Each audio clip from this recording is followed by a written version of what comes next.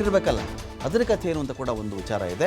2018ನಲ್ಲಿ ಉಗ್ರಪ್ಪನವರು ಕೊಟ್ಟಂಥ ವರದಿ ಇದೆಯಲ್ಲ, ಬೆಚ್ಚಿ ಬೀಳಿಸುವಂಥ ವರದಿ ಇದು. 10 ವರ್ಷಗಳಲ್ಲಿ ಮಂಗಳೂರಲ್ಲಿ ನಡೆದಂಥ ಅತ್ಯಾಚಾರ ಪ್ರಕರಣವೇ 129, ಮಹಿಳೆಯರ ಮೇಲಿನ ದೌರ್ಜನ್ಯಗಳು 601, ಮಕ್ಕಳ ಮೇಲಿನ ದೌರ್ಜನ್ಯ, ಲೈಂಗಿಕ ದೌರ್ಜನ್ಯ ಆ ಕೇಸ್ಗಳು 50 ಅಂತ ವರದಿ ಬರ್ತಾ ಇದೆ. ಮಂಗಳೂರು ಭಾಗದಲ್ಲಿ ಕಾಣೆಯಾದ ಮಕ್ಕಳ ಸಂಖ್ಯೆ 499, ಮಕ್ಕಳು ಕಾಣೆನೇ ಆಗಿಬಿಟ್ಟಿದ್ದಾರೆ. ಮಹಿಳೆಯರು ಕಾಣೆಯಾದ ಬಗ್ಗೆ ವರದಿಯಲ್ಲಿ 608 ಅಂತ ಹೇಳಿ ಇಲ್ಲಿ ಒಂದು ಕಡೆ ದಾಖಲಾಗಿದೆ. ಇಲ್ಲಿ 2018ನಲ್ಲಿ ಉಗ್ರಪ್ಪನವರು ಕೊಟ್ಟಂಥ ವರದಿ ಇದು. 10 ವರ್ಷಗಳಲ್ಲಿ ಮಂಗಳೂರಲ್ಲಾಗಿರ್ತಕ್ಕಂಥ ರೇಪ್ 129 ರೇಪ್ ಆಗುತ್ತೆ. ಮಹಿಳೆಯರ ಮೇಲಿನ ದೌರ್ಜನ್ಯ ಪ್ರಕರಣ 601 ಇದೆ. ಸೊ ಈ ವಿಚಾರದಲ್ಲಿ ಅವರ ಒಂದು ಅಬ್ಸರ್ವೇಷನ್ಸ್ ಏನೇನು, ಇದು ಕೂಡ ಬಹಳ ಇಂಪಾರ್ಟೆಂಟ್ ಆಗುತ್ತೆ. ಸೊ ಹಾಗಾಗಿ ಇದೀಗ ನಮ್ಮನ್ನು ಸ್ವತಃ PS ಉಗ್ರಪ್ಪನವರೇ ಜಾಯ್ನ್ ಆಗ್ತಾ ಇದ್ದಾರೆ, ಅತ್ಯಾಚಾರ ತಡೆ ಸಮಿತಿ ಅಧ್ಯಕ್ಷರಾಗಿದ್ದರು ಅವರು. ಸೊ ಅವ್ರನ್ನೇ ಮಾತಾಡಿಸ್ಬಿಟ್ಟು, ಉಗ್ರಪ್ಪನವರೇ ಸ್ವಾಗತ ನಿಮಗೆ ಈ ಒಂದು ಮಾತುಕತೆಗೆ. ನಮಸ್ಕಾರ. ಉಗ್ರಪ್ಪನವರೀಗ ನೀವೊಂದು ವರದಿ ಕೊಟ್ಟಿದ್ರಿ, ಈಗ ಈ ವರದಿ ಇದೀಗ ಮತ್ತೆ ಮುನ್ನೆಲೆಗೆ ಬರ್ತಾ ಇದೆ. ಕಾರಣ ಇಷ್ಟೇ, ಅನಾಮಿಕ ಒಬ್ಬ ಬಂದಿದ್ದಾನೆ, ಅನಾಮಿಕ ಬಂದು ನಾನು ಅನೇಕ ಹೆಣೆಗಳನ್ನು ನಾನು ಹೂತಿದ್ದೀನಿ ಹಾಗೆ ಹೀಗೆ ಅಂಥೇಳಿ ಆ ಮನುಷ್ಯ ಒಂದಷ್ಟು ಮಾತಾಡಿದ್ದಾನೆ. ಇದಕ್ಕೆ ಸಂಬಂಧಪಟ್ಟಂತೆ SIT ರಚನೆ ಆಗಿದೆ. ನಿಮ್ಮ ಅಧ್ಯಯನ ಕಾಲದಲ್ಲಿ ತಾವೇನು ಕಂಡ್ರಿ, ಏನು ಗಮನಿಸಿದ್ರಿ ಅಂತ ಉಗ್ರಪ್ಪನವರೇ?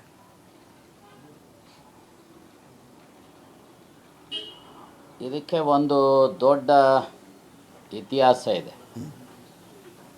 ಯಾಕೆ ಅಂತ ಹೇಳಿದ್ರೆ, ಯಾವಾಗ 2014ರಲ್ಲಿ ಸನ್ಮಾನ್ಯ ಸಿದ್ದರಾಮಯ್ಯನವರು ಮೊದಲನೇ ಸಾರಿ CM ಆದಂಥ ಸಂದರ್ಭದಲ್ಲಿ ಬೆಂಗಳೂರಲ್ಲಿ ಮತ್ತು ಇತರ ಭಾಗಗಳಲ್ಲಿ ಈ ಅತ್ಯಾಚಾರಗಳು, ಮಕ್ಕಳ ಮೇಲೆ, ಹೆಂಗಸರ ಮೇಲೆ ಭಾಳಷ್ಟು ದೌರ್ಜನ್ಯಗಳು ನಡೀತಾ ಇತ್ತು. ಆ ಹಿನ್ನೆಲೆಯಲ್ಲಿ ಒಂದು ಕಮಿಟಿಯನ್ನು ಮಾಡಿದ್ರು. ಆ ಕಮಿಟಿಯ ನೇತೃತ್ವವನ್ನು ಸನ್ಮಾನ್ಯ MC ನಾಣಯ್ಯನವರು ಪ್ರಾರಂಭದ ದಿನಗಳಲ್ಲಿ ಅದರ ನೇತೃತ್ವವನ್ನು ವಹಿಸಿದ್ರು. ಅವರು ಕಾರಣಾಂತರಗಳಿಂದ ಒಂದು ವರ್ಷದಲ್ಲಿ ಒಂದೆರಡು ತಿಂಗಳಲ್ಲಿ ಅವರು ರಾಜೀನಾಮೆಯನ್ನು ಕೊಟ್ಟರು. ಆ ರಾಜೀನಾಮೆ ಕೊಟ್ಟಂಥ ಸಂದರ್ಭದಲ್ಲಿ ನನ್ನ ಮೇಲೆ ಆವತ್ತಿನ ಮುಖ್ಯಮಂತ್ರಿಗಳು, ಇವತ್ತು ಅವರೇ ಮುಖ್ಯಮಂತ್ರಿಗಳಿದ್ದಾರೆ, ಸನ್ಮಾನ್ಯ ಸಿದ್ದರಾಮಯ್ಯನವರು ನನ್ನ ಮೇಲೆ ಒತ್ತಡ ತಂದು ಇದರ ಜವಾಬ್ದಾರಿಯನ್ನು ನೀವು ಹೊರಬೇಕು ಅಂತ ಹೇಳಿದಂಥ ಸಂದರ್ಭದಲ್ಲಿ ನಾನು ಈ ಜವಾಬ್ದಾರಿಯನ್ನು ಒತ್ತುಕೊಂಡೆ. ಈ ಒತ್ತುಕೊಂಡಂಥ ಹಿನ್ನೆಲೆಯಲ್ಲಿ ನಾನು ರಾಜ್ಯವ್ಯಾಪಿ ಪ್ರವಾಸ ಮಾಡಿ ಸುಮಾರು ನನ್ನ ನೇತೃತ್ವದ ಸಮಿತಿಗೆ ಸುಮಾರು 39 ಜನ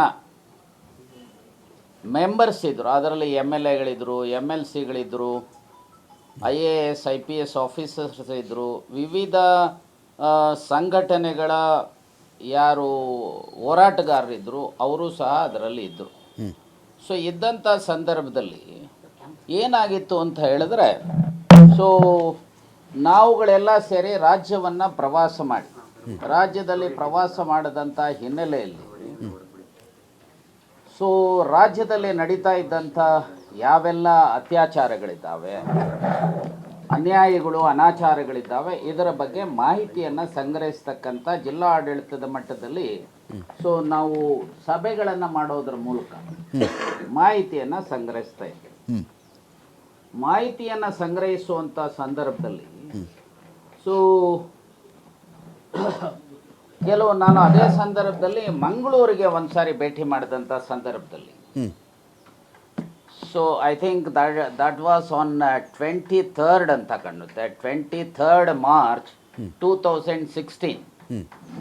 ಆಗ ಜಿಲ್ಲಾ ಆಡಳಿತದ ಪರವಾಗಿ DC ಇರ್ಬೋದು, ಪೊಲೀಸ್ ಕಮಿಷನರ್ ಇರ್ಬೋದು, ಜಿಲ್ಲಾ ಪೊಲೀಸ್ SP ಇರ್ಬೋದು, ಇವರೆಲ್ಲರೂ ಸಹ ನಮ್ಮ ಮುಂದೆ ಮಾಹಿತಿ ಕೊಡಬೇಕಾದ್ರೆ ಕೆಲವು ಮಾಹಿತಿಗಳನ್ನು ನಮಗೆ ಕೊಟ್ಟರು.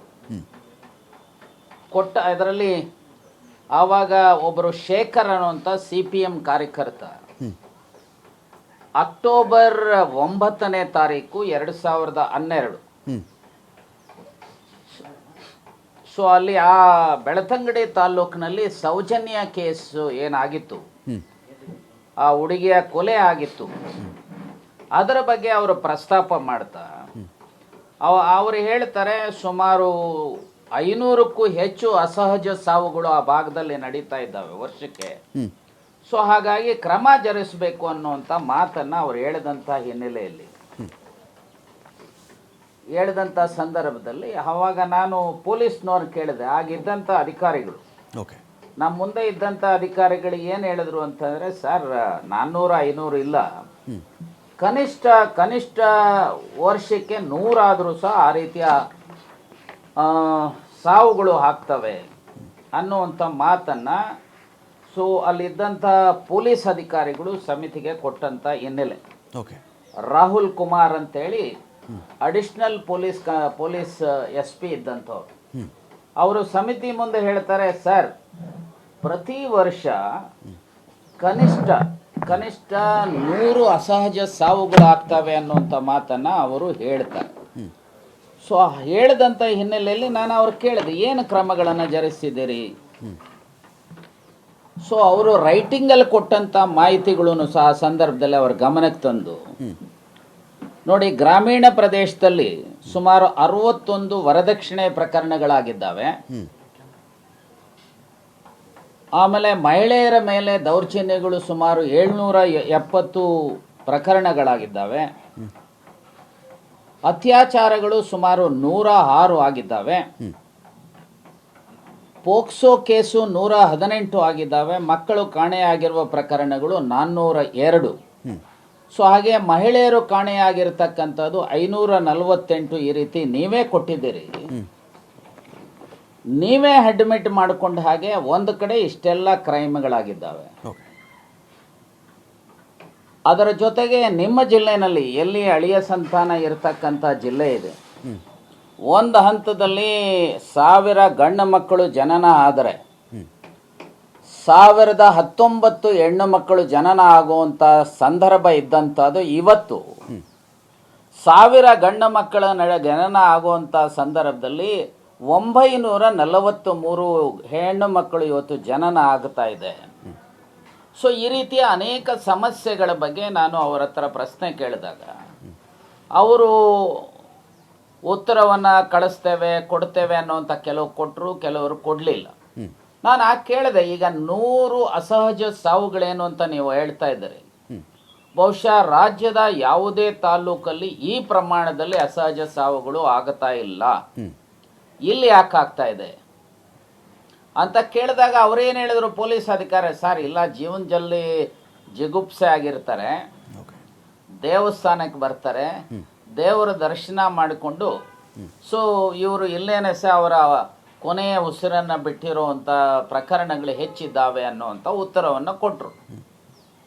ನಾನು ಅವ್ರಿಗೆ ಕೇಳಿದೆ, ನೋಡಪ್ಪ ಇದೇ ರೀತಿ ಅನೇಕ ರಿಲಿಜಿಯಸ್ ಸೆಂಟರ್ಸ್ ಅಥವಾ ಯಾತ್ರಾ ಸ್ಥಳಗಳಿದೆ, ಉದಾಹರಣೆಗೆ ತಿರುಪತಿ. ಸೊ ತಿರುಪತಿನಲ್ಲಿ ಯಾಕೆ ಇವತ್ತು ಅಸಹಜ ಸಾವುಗಳಾಗ್ತಾ ಇಲ್ಲ, ಅಥವಾ ಮಂತ್ರಾಲಯದಲ್ಲಿ ಯಾಕೆ ಆಗ್ತಾ ಇಲ್ಲ? ಸೊ ಹೀಗೆ ಅನೇಕ ಕಡೆ ಹೋದಂಥ ಕಡೆಯಲ್ಲಿ ಸೌದತ್ತಿನಲ್ಲಿ ಯಾಕೆ ಆಗ್ತಾ ಇಲ್ಲ? ಈ ಪ್ರಶ್ನೆಗಳು ಕೇಳಿದಾಗ ಅವರು ಅಸಮಂಜಸವಾದಂಥ ಉತ್ತರವನ್ನು ಕೊಟ್ಟಂಥ ಪರಿಸ್ಥಿತಿ ಅವತ್ತಿತ್ತು. ಅವರು ಅಂತಿಮವಾಗಿ 2 ಹೇಳಿದ್ರು, ಸರ್ ಎಲ್ಲಿ ಸ್ನಾನದ ಘಟ್ಟ ಇದೆ, ಸ್ನಾನ ಮಾಡುವಂಥ ಜಾಗ ಇದೆ, ಅಲ್ಲಿ ಹೆಚ್ಚು ಅಸಹಜ ಸಾವುಗಳಾಗ್ತವೆ, ಮತ್ತು ಅದರ ಸುತ್ತಮುತ್ತಲೂ ಸಹಜ ಸಾವುಗಳಾಗ್ತವೆ ಅಂತ ಹೇಳಿ ಹೇಳಿದಂಥ ಹಿನ್ನೆಲೆಯಲ್ಲಿ ನಾನು ಅವ್ರಿಗೆ ಹೇಳಿದೆ, ನೋಡಿ ಸಂವಿಧಾನದ ಆರ್ಟಿಕಲ್ 21 ಪ್ರಕಾರ right to life and liberty is a fundamental right of a citizen. ಅದರ ರಕ್ಷಣೆ ಮಾಡತಕ್ಕಂಥ ಜವಾಬ್ದಾರಿ ಕೇಂದ್ರ, ರಾಜ್ಯ ಸರ್ಕಾರ ಮತ್ತು ಜಿಲ್ಲಾ ಆಡಳಿತ, ತಾಲೂಕು ಆಡಳಿತದ ಮೇಲೆ ಇರುತ್ತೆ, ಪೊಲೀಸ್ ಇಲಾಖೆ ಮೇಲೂ ಸಹ ಇರುತ್ತೆ. ಹಾಗಾಗಿ ನೀವು ಏನು ಕ್ರಮ